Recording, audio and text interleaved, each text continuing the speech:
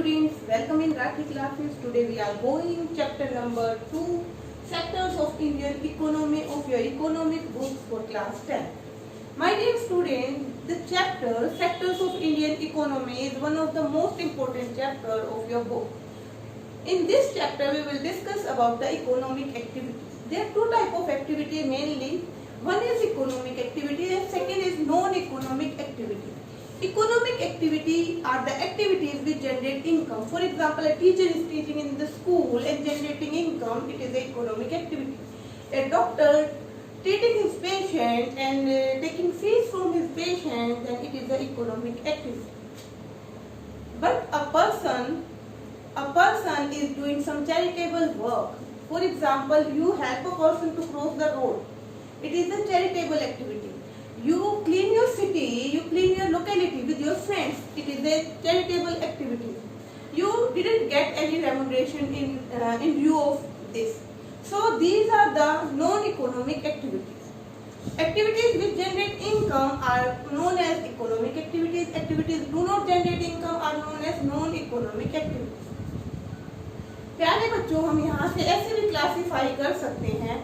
अगर टीचर अपने बच्चों को पढ़ा रहा है और इनकम जनरेट नहीं हो रही, या टीचर चैरिटेबल पढ़ा रहा है, इनकम जनरेट नहीं हो रही, तो इसको हम इकोनॉमिक एक्टिविटीज में काउंट नहीं करेंगे. इकोनॉमिक एक्टिविटीज सबसे पहले समझना जरूरी है.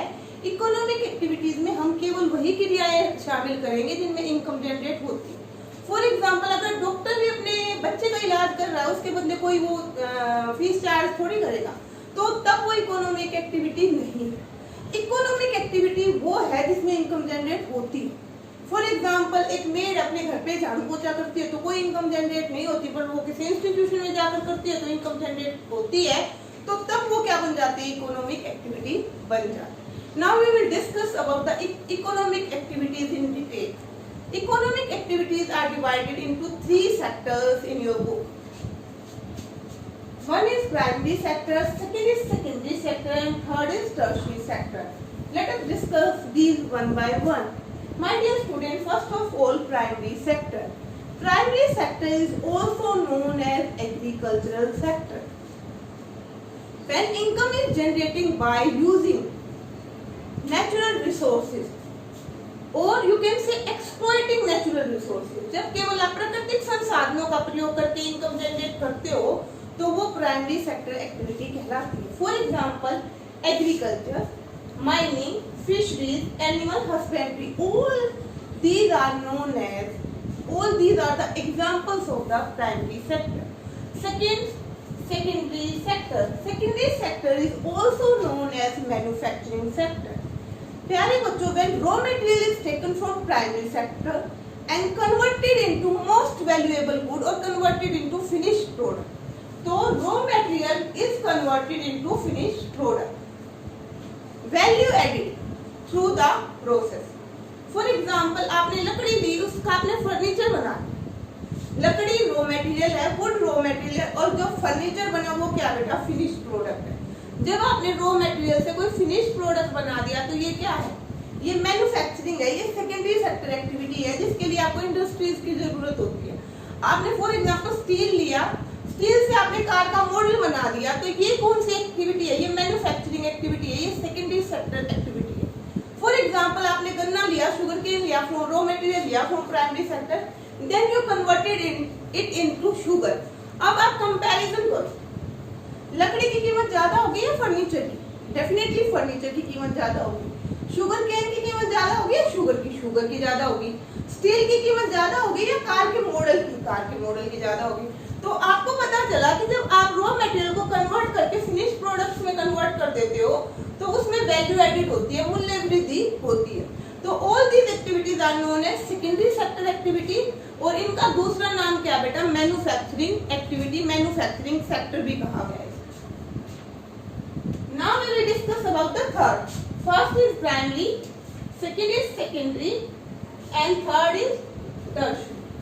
My dear students, tertiary sector. This sector is very important. In this sector, goods are not produced. In this sector, services are produced rather than goods. For example, you sit in a bus ठीक है, and you reach to your destination, then you give some money to the driver या you can say conductor for sitting in the bus. जब आप बस में गए हो, आप वहां से उतरोगे तो क्या करोगे, पे करो। व्हाई? क्योंकि आपने बस की सर्विस ली है। टीचर आपको पढ़ा रहा है, बदले में टीचर आपसे फीस चार्ज करता है, तो क्या है, टीचर ने आपको अपनी सर्विस दी, ठीक है। उसके बाद आप डॉक्टर के पास गए, डॉक्टर कई बार आपको मेडिसिन तक नहीं देता, वो केवल प्रिस्क्रिप्शन लिखता है, आप स्टोर से मेडिसिन लेते हो बेटा। तो उसने क्या किया, अपनी सेवा का प्रयोग किया, उसने आपको अपनी सेवा दी और सेवा के बदले आपसे चार्ज किया। So all the activities in which goods are not produce, services are produce, they exist in the tertiary sector. It is the helping sector, or it is, you can say it is the support system for the primary and secondary sector. For example, banking, insurance, आपका transport. For example गांव में ज्यादा production हो गया, agriculture production, अब किसानों को उसको बेचने के लिए मार्केट जाना पड़ेगा। मार्केट जाने के लिए ज्यादा ट्रक चाहिए, ज्यादा रोडवे सिस्टम चाहिए, ज्यादा डेवलप ट्रांसपोर्ट चाहिए। वहां पर उसको स्टोर करने के लिए वेयर हाउस चाहिए, स्टोरेज सिस्टम चाहिए। ये सारी एक्टिविटीज किसमें आती है बेटा, टर्शियरी सेक्टर में आती है। तो I hope you will get all the points. One is primary sector, second is secondary sector and third is tertiary sector. Primary sector is known as agriculture sector, secondary sector is known as manufacturing sector and third is service sector. Okay, now we will discuss about the Now we will discuss how can we compare three sectors. अब हम देखेंगे बेटा कि in three sectors को हम कैसे compare करें। In three sectors को हम जैसे प्राइमरी, सेकेंडरी और टर्शियरी सेक्टर को कैसे कंपेयर करें। अगर आपको पता होगा कि तीनों ही सेक्टर में प्रोडक्शन होता है, ठीक है ना, किस सेक्टर में कितना प्रोडक्शन हुआ, अगर हमें इसका पता लगाना हो तो बेटा ये पता लगा के हम उसको ऐड करके क्या निकाल सकते हैं, जीडीपी निकाल सकते हैं। तो जीडीपी क्या है बेटा, ग्रोस डोमेस्टिक प्रोडक्ट है, production of primary sector. Primary sector में जितना प्रोडक्शन हुआ, उसके बाद सेकेंडरी में जितना प्रोडक्शन हुआ, उसके बाद टर्शियरी में जितना प्रोडक्शन हुआ, उसको जोड़ोगे तब आपका ग्रोस डोमेस्टिक प्रोडक्ट आएगा। It is a memos task. ये मतलब काफी कठिन कार्य है, ठीक है ना, इसको जोड़ना इतना आसान नहीं है। सबसे पहले तो समझने की कोशिश करिए, एक आदमी ने, एक इंडस्ट्री ने 40 कारें बनाई है, ठीक है, जबकि दूसरी इंडस्ट्री में सुइयां बनने का या आप ये देख लो कि कपड़े बनने का काम हुआ है, उन्होंने कई मीटर थान बनाया है कपड़े का। अब ये देखिए कैसे कंपेयर करें कि भाई इतनी सुइयां, इतने कपड़े, इतने मतलब ये चीज इस सेक्टर में इतना इतना प्रोडक्शन हुआ, सब चीजों को ऐड करेंगे, फिर उनको कैलकुलेट कैसे करें। तो कहते हैं एक बहुत कठिन कार्य है। सबसे पहला हमें काम क्या करना है, जो हमें थ्री सेक्टर्स को कंपेयर करना है, जो हमें जीडीपी निकालना है, तो हमें कैसे करना है। तो बेटा समझने की कोशिश करिए। सबसे पहले हमें सब चीजों को मॉनेटरी फॉर्म में चेंज करना है। मॉनेटरी फॉर्म में चेंज करने का मतलब क्या है, जैसे कि आपने 10 सुइयां बनाई, ठीक है, उनका मूल्य आपने रखा कि एक सुई का मूल्य 5 रुपए, तो कितने की होगी, 10 गुना 5, 50 रुपए उनका मूल्य हुआ। उसी प्रकार आपने कार बनाई, कार जितनी आपने 10 कार बनाई, 10 कार का मूल्य आप हर कार का मतलब 5 लाख के हिसाब से लगा लो, 10 कारों का, तो आपका कितना हो जाएगा, 50 लाख।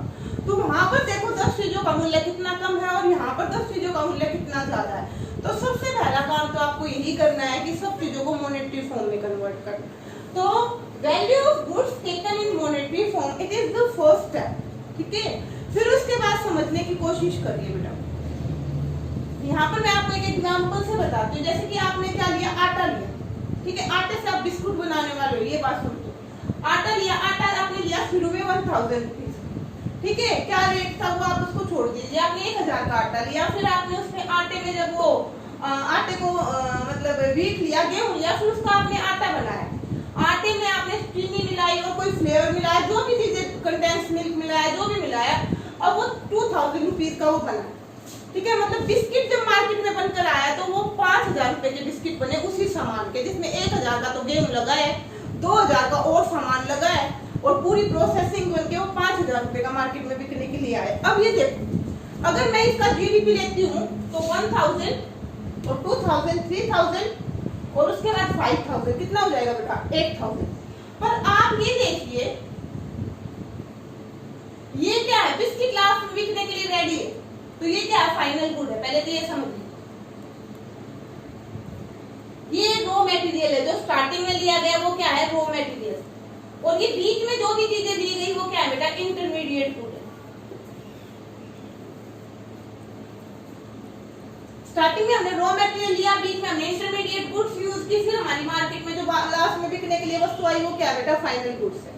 ठीक है, तो मैं आपको ये समझाने की कोशिश कर रही हूँ, अगर हम इन सबको ऐड करेंगे तो हमारा प्रोडक्शन आएगा 1000 to 3000 और 5000 8000। पर बेटा ये क्या है, गलत है। वास्तव में हमारा प्रोडक्शन कितना हुआ, केवल 5000 ही हुआ है। देखो ये, क्योंकि इसमें जो बिस्कुट बना था क्या उसमें गेहूं शामिल नहीं है, गेहूं का मूल्य तो उसमें ऑलरेडी एडिड है, और उसके बाद और जो भी सामान मिला उसका मूल्य भी एडिड है उसमें। मतलब टोटल जो हमारा प्रोडक्शन हुआ वो 5000 का ही हुआ है। तो ये कहा गया है कि जब आप जीडीपी निकाल रहे हैं तो आप फाइनल गुड्स के मूल्य को अगर ऐड कर लेते हैं तो आप क्या निकाल सकते हो, जीडीपी इजीली निकाल सकते हो। अगर आप इंटरमीडिएट गुड्स को लेते हो तो वो क्या होगा, ये डबल काउंटिंग की प्रॉब्लम हो जाएगी। मतलब एक ही चीज का मूल्य 2 बार गिना गया, 3 बार गिना गया तो क्या होगा, उससे जो आपका प्रोडक्शन है वो अनवांटेड बड़ा हुआ दिखाई देगा और हम रियल पिक्चर अपने जीडीपी की नहीं देख पाएंगे।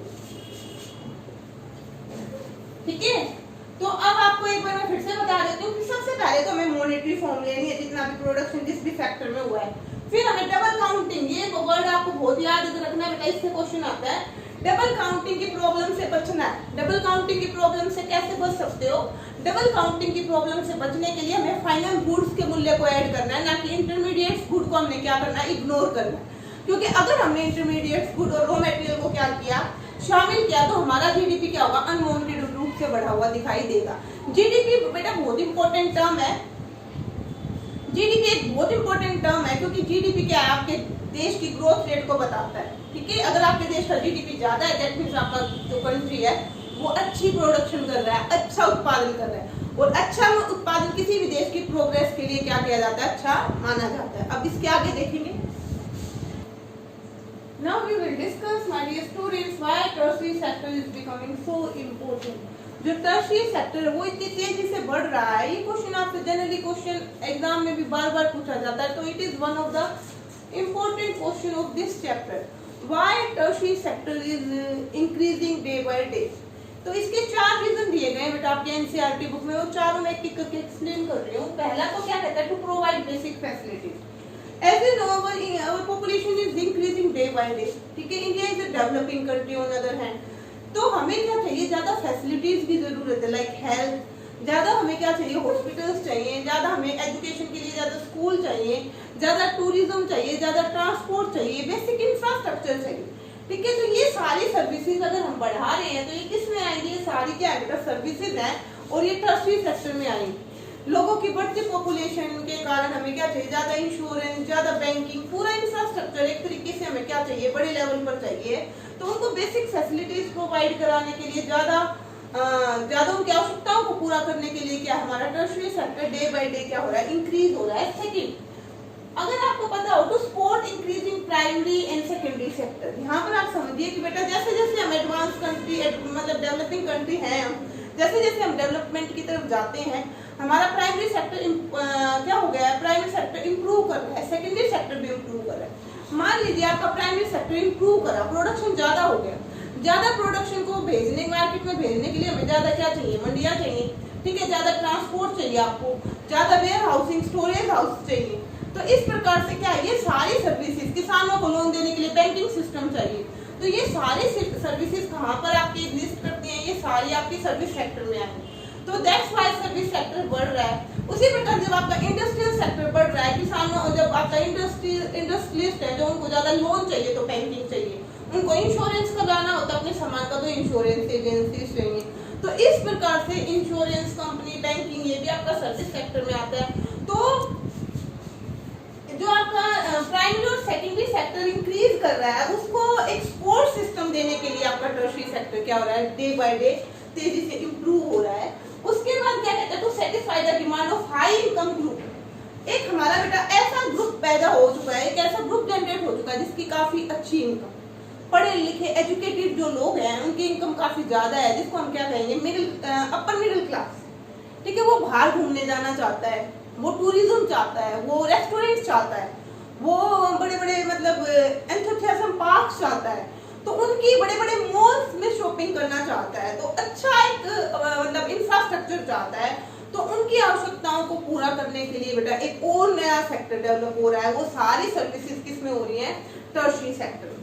उसके बाद हमें देखिए कि information technology day by day बढ़ रहा है। जैसे कि आपको पता होगा, आप गूगल यूज करते हो, आप इंटरनेट यूज करते हो, आप ऑनलाइन शॉपिंग करते हो, जो कि पहले नहीं था। अगर मैं पास्ट की बात करूं, कुछ साल पहले की बात करूं, 15-20 साल पहले की बात करूं, तो ऐसा कुछ भी नहीं था। तो बेटा ये कम्युनिकेशन का जो नेटवर्क है, दुनिया की कोई भी खबर आपके पास मिनटों में आ जाती है। कम्युनिकेशन नेटवर्क जो डेवलप हो रहा है, कंप्यूटर सॉफ्टवेयर टेक्नोलॉजी जो इतनी तेजी से चेंज हो रही है, इतनी तेजी से बढ़ रही है, ये सारी सर्विसेज कौन से सेक्टर में आती है? टर्शियरी सेक्टर में।